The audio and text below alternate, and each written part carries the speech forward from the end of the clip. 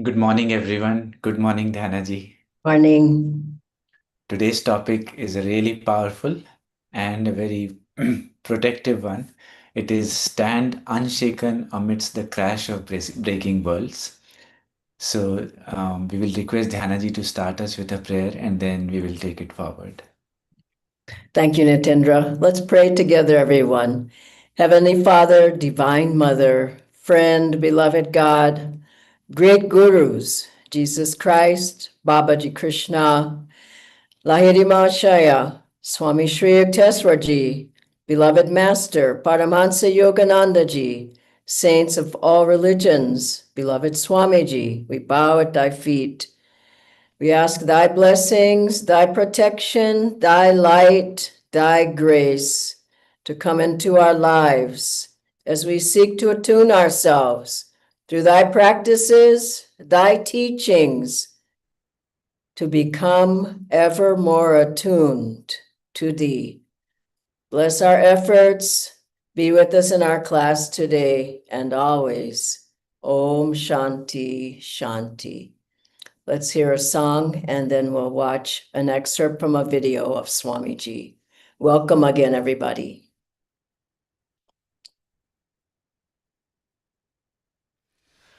Blessed, blessed, the life that is given to God. Blessed, blessed, the ways where his feet have trod. Oh, the joys that human heart can know. May his love on you bestow. May all dangers from your path be moved. All delusion by his truth disproved. Blessed, blessed, the life that is given to God. Blessed, blessed, the heart open to his love. Blessed, blessed, the light that shines from above. All the wealth for which man ever schemed, all the beauty ever dreamed, all the gains for which men sigh and moan, will be harvested in God alone. Blessed, blessed, the heart open to his love.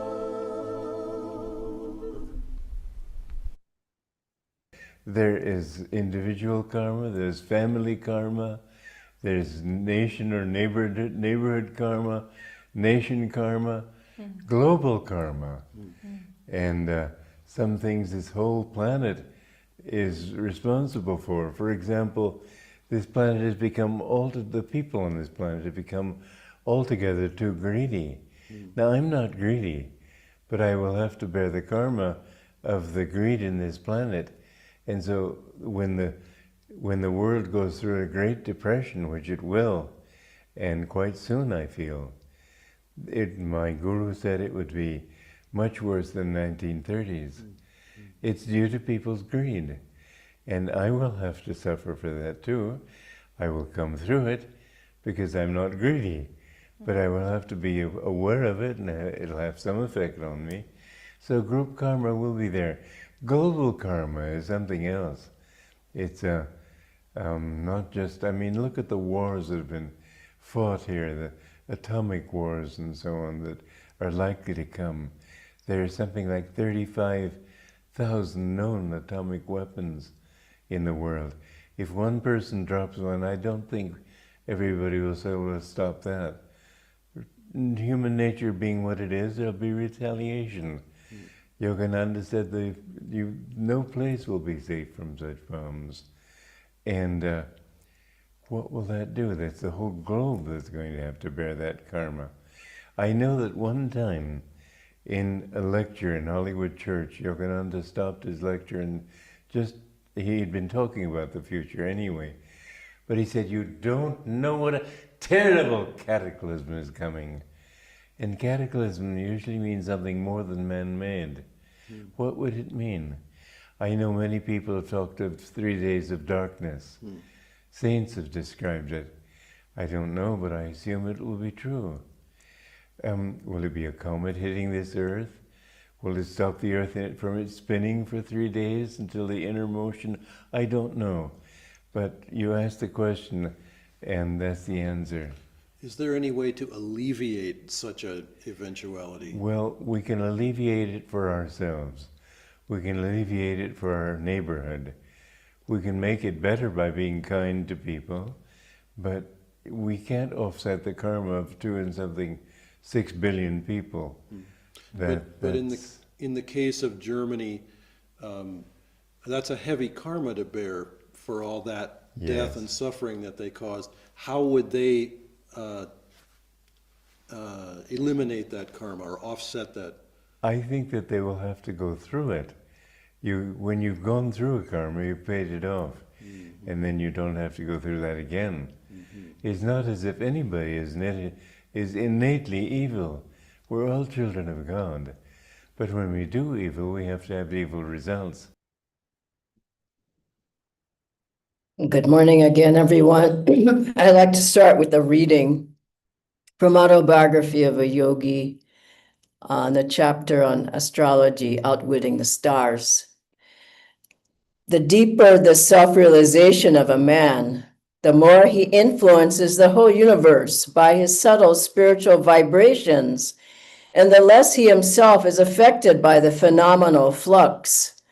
These words of masters often returned inspiringly to my mind.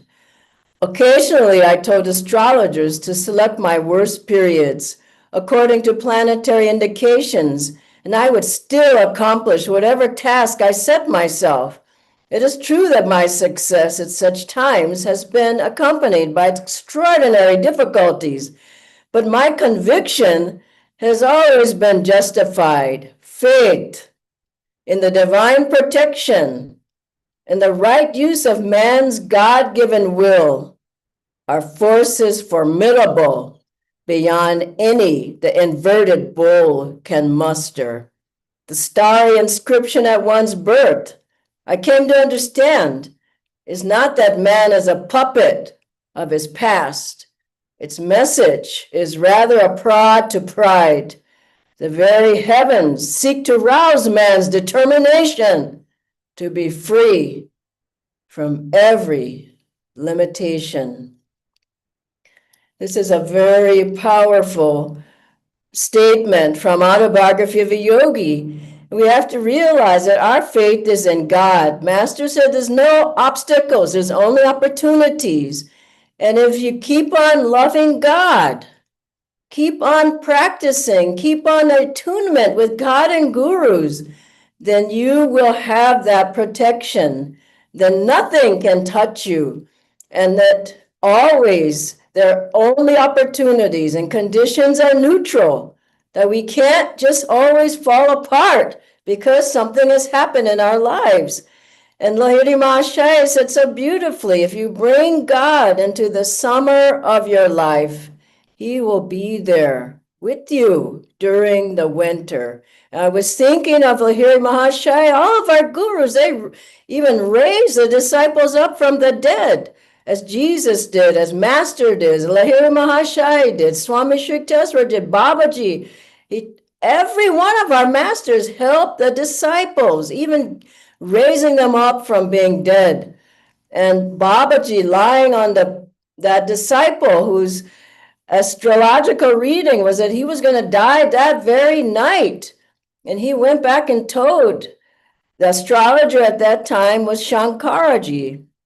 And he told him, my guru says, this won't happen. And he said, if this doesn't happen, this is a very strong karma. If this doesn't happen, I myself will go to your guru and take diksha.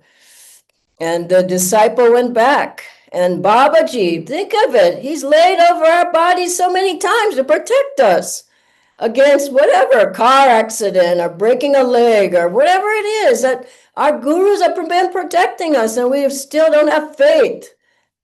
And so Babaji laid on the disciple his aura, his vibration, his protection. And the disciple rose up. The next day, he was absolutely untouched through a lightning storm. And he went back and showed himself. And this is why we have to be, show yourself. This is not going to happen. If you stay in tune with God, if you keep loving God. And Master said that, Swamiji said of Master that if there was, God will never give you. Master said, God won't ever give you a test you can't handle. But if there was a test, Swamiji said that Master felt you needed it to grow. He didn't interfere. He let you go through that test. He wasn't taking everything, just like a parent with a child. Everything the child goes through, you don't say, oh, I'll do it. I'll take it. Don't worry. The child has to grow up. And so Master allowed tests that you needed for you to go through those tests. And Swamiji, first of all, not even him, but Master went through his own tests, his organization, many different trials. And someone asked him, what are the assets of this organization? And Master said, none, God alone. I think that we have to keep that in mind. It's not your bank account. It's not your big house and your car and your name. None. God alone. And then Master was living in America during World War II. He was there and he said, those people don't need bombs. They need meditation. And Master himself, they went through great trials of no money during that heavy time of depression. They had to plant tomatoes. They had tomato everything. That's all they could eat. Tomato stews, tomato soup, fresh tomato. They had whatever tomato they could have. And he went through those tests to show people the strength that you have to have, not falling to pieces. And Swamiji went through trial after trial. I was with them. I saw him, trial after trial. Ananda, the whole community burnt to the ground. And we rose up again. This happened, that happened, lawsuits, everything you can imagine. We kept rising up again. And Swamiji said, I had in the early days when there was nothing, hardly any food, nobody coming, no people coming to the retreat, nobody to help him hardly. He said, I hoped that Divine Mother would help us, but she didn't. I hope she would bring somebody who would help us financially, but she didn't. And what he said was so beautiful. We grew through having to go through those tests. We grew. The community grew. The people grew. We got a firm foundation. We grew in faith. We grew in strength. We grew in a love for God. We grew. And here again, Master didn't take that away because they needed to grow. I remember once Swamiji said to me when I was going through an incredible test in my life, I didn't know how I would come out of it. And Swamiji said, look what it takes to find God. He never babied you Like Master had one disciple, he said, I'm calling him my baby. And he told the man himself, you don't mind me saying that, do you? And the man said, no, I don't mind, Master. Master said, because I'm babying him. I didn't want to be babied. Who wants to be babied? Swamiji said, look what it takes to find God, Dhyana. And he said, look what I've had to go through. And I went, oh my God. But we've come into this life with our guru, with the techniques, with the teachings, with guru bhais, with the centers, as meditation groups, with everything we can imagine to be able to find God. So how we make it through hard times? Satsang is the first one. Just stay in the protection and the vibration and the energy of the Sangha. Stay in the center, stay in online, stay in home study. We just had a wonderful Hindi retreat, inner renewal. People were just blessed so deeply in those 3.5, 4 days. So many blessings flowing, Kriya initiation, discipleship initiation, class after class, kirtan, chanting, meditation, meals together. This is what Master's given us to stay strong. Those who come, get strong. And I was looking at all the programs. There's 6 different programs online every week. 6 satsangs. There's a Tuesday night in Kriya. There's this one on Wednesday morning. There's a Wednesday evening healing. There's a Friday morning. There's another Spiritualize Your Life in Hindi on Saturday morning. There's a meditation Sunday in all the centers and everywhere. We're having sats. There are too many programs for anybody to be suffering. And this is what Master's given us. So satsang, second, make your sadhana rock solid. Jyotishan Deviji said recently at a global leaders retreat, these are hard times. They're not going to get easier. We all have to deepen our sadhana now. Meditate more deeply, pray for other people. Go more deeply in the spine, take seclusion, be more in silence. Don't have so much socializing all the time. Don't go on social media every day. It's not our life. It's not our world. Our world is a deep spiritual world. And I was remembering a beautiful story Swamiji would tell us about sadhana. That one guru, he told his disciple to get up every day at 4 and meditate. It's good to get up early. You don't need to sleep that long and that late and that much. And he told them, get up at 4. And the disciple said, okay, Guruji.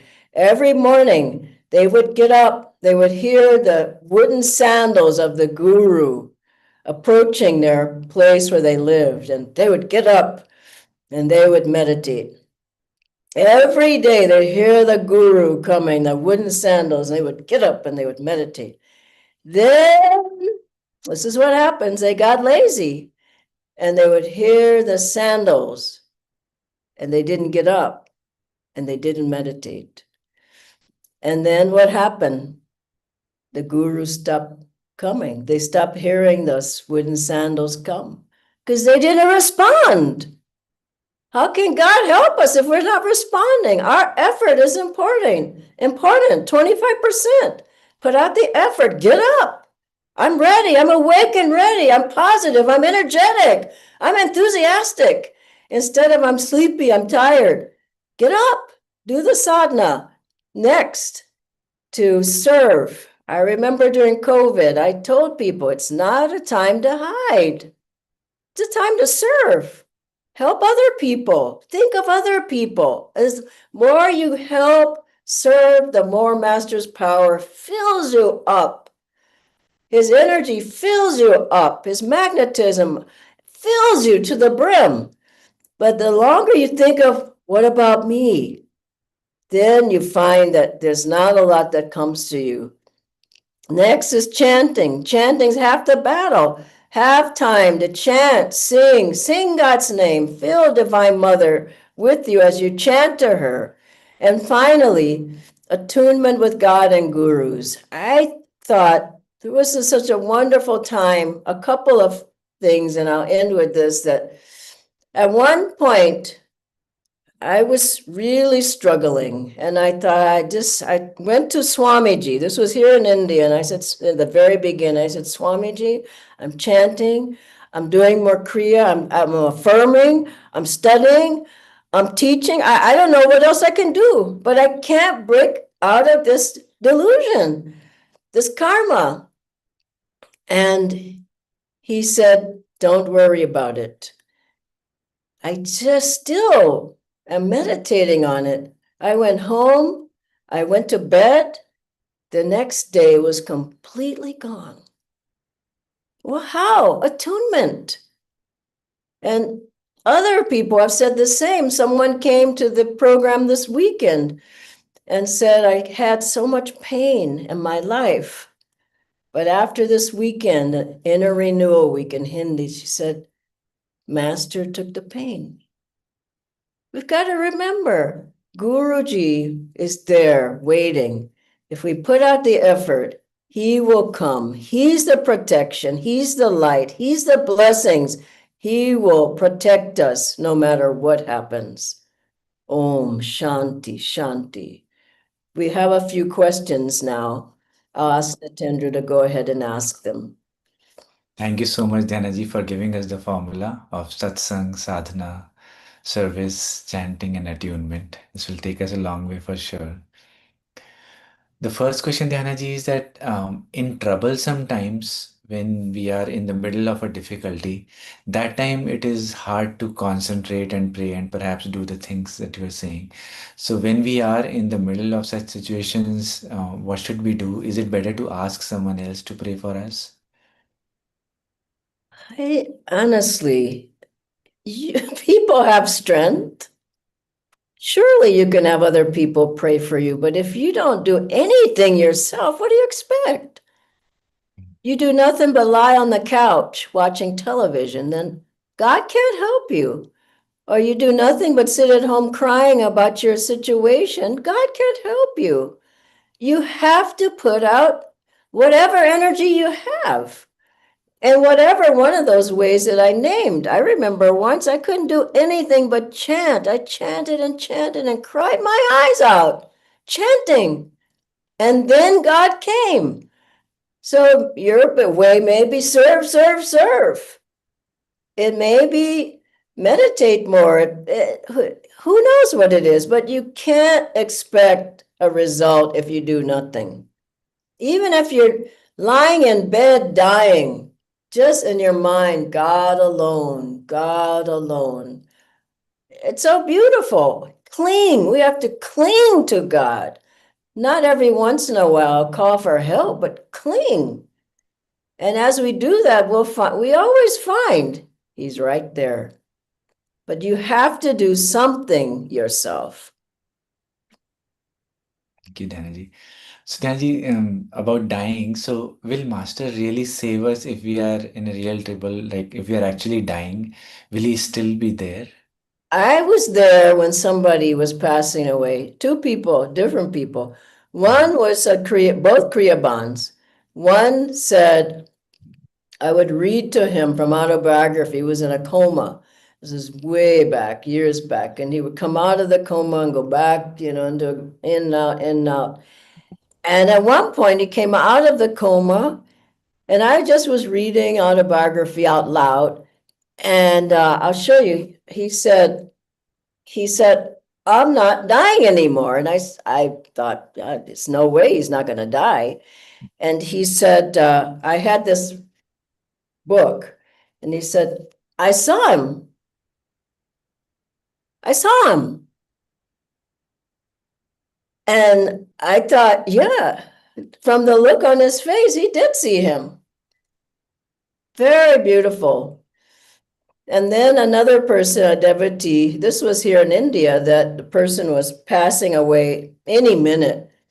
And me and another guru we put the harmonium on the bed, we start chanting, and the person was going. And a certain point they said, I see Swamiji. So I would say yes. And even if you don't know, why not affirm it? Why not tell him? Master, you promised. Will you be with me? And I would go further than that. Ask him to be with your family members. Your elder parents who pass away, Master, protect them. Take them. Bless them. Anybody. Your spouse passes away, Master. Swamiji said that Master said 7 generations, front and back, of you, from your dedication, your practices, your life, will be deeply helped. He said freed. How free? How do we know? I'm free, but that's a powerful statement. So why not use that? Somebody passes away, instead of breaking down, just say, Master, you've got to take my parent. You've got to help them. Why would he help them? Why? Why wouldn't he? I don't see why he wouldn't. I think people just don't ask. Thank you, Dhanaji. It's so reassuring to know this. He said it. He said, I will be there. Master said he would be there, or one of the gurus. Now, I'm looking forward to that, actually, Finally, you see them in person, so to speak. Absolutely, Dhanaji. The next Dhanaji is a live question, which is if thoughts are universally rooted, then at this time of global unrest and wars, how do we make sure that we still keep our thoughts on God, love, and peace? And how do we keep our consciousness high in these times? I think I've answered that clearly. You can't do it by yourself. You need satsang. Go to the sessions, go to the satsangs, do the healing prayers, go to the kirtans, go to the events, go to the things online. What else can I say about it? You have to be around. You can't be by yourself somewhere worried and fearful and shaking and watching the news and, oh my God, what's going to happen? You have to cling to what Master's given us. And I was there when Swamiji said this in India in the early days in Gurgaon. He said, Master said the disciples will be protected. And all of us were there because, for years, Swamiji, Master, you heard what he said, what a terrible cataclysm's coming. And Swamiji said that repeatedly. So he said, but Master said the disciples will be protected. And then he's added to that, but it doesn't mean you won't die. But he still protect you. So you can't say, okay, he's going to protect me to stay in the body. Maybe we'll all be gone, but we'll be with our gurus at least. Yes, Dhanaji. And I've seen beautiful passings of Guru Bhais, just beautiful, just very much in the light. So I think people have to get out of the thought of fear. I'm afraid. Change that fear to faith. They both start with an F. Go from fear to faith. And how do you do it? All the things we just talked about. Thank you, Dhanaji. One last question, Dhanaji. So, has it ever happened to you that you would have felt that perhaps there's a lonely feeling and masters have abandoned me? And if you ever had, then how did you come out of it? Yeah, I said that once. It doesn't in some certain ways, it's every day that you come. If you didn't meditate and have sadhana and satsang at all, well, our life would be horrible. So we're every day, Divine Mother's blessed. Every moment she's blessing us and protecting us. And but I remember another story about a good friend of mine. I've told mine just in a minute or so ago. But I remember a friend of mine, very, very deep soul. Her name was Leela. She was Swamiji's housekeeper and cook and my best friend. And she passed away from cancer some years back, just before Swamiji. And people thought, gosh, she's been serving all these years, serving Swamiji. She served him for decades. Why did she have to die? And then that wasn't the end of the story. 9 months later, Swamiji left his body. So it's like she was going to prepare for Swamiji. But anyway, at a certain point, her husband, who was also very saintly, these were deep, so these were saints. He passed away, and he had passed away. And then Leela was cooking for Swamiji at a certain point. This all happened in India. Her husband passed away in India, and she was here serving Swamiji in the early years. And Swamiji came in the kitchen one day when she was cooking, and she had tears streaming down her face. This was soon after the husband passed away.